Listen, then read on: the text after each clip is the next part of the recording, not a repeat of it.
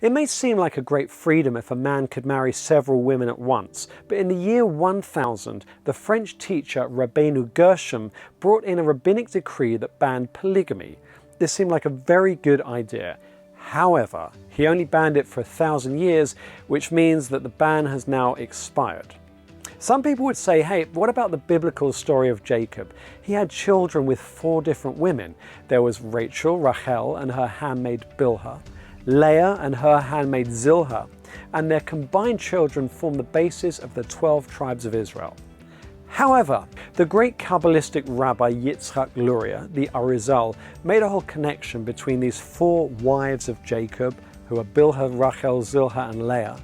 They represent the 4 elements, earth, wind, air, and fire. It also connects to a 4-letter name of God, also known as the Shem Havaya. Not only that, if you take the first letter of each of their names, and in this particular order, Bilhah, Rachel, Zilpah, and Leah, then you get the word Barzel, which is the Hebrew for iron, and he explains that it connects to a verse from Job where iron is taken from the earth. But it's not just about the earth, because as we know, before any of this happened, Jacob dreamt of a ladder that connected heaven and the earth, and he saw that angels were going up and that they were coming down and up and down, and the Kabbalah teaches that this represents how we can lift our consciousness up to a higher consciousness. We can apply this to everything, to the things we are married to in the physical world, so to speak, to jobs, to finances, relationships, friendships, literal marriages, and continually aim to lift them up.